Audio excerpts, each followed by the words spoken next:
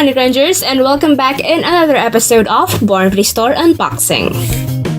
The first item that I'll show you today is Harunouta L071. Next is Animal L001.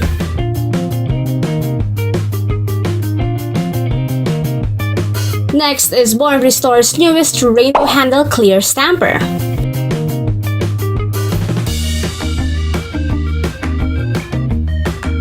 Then I also have BornPrettyStore's rainbow handle stamper with holographic stamper head.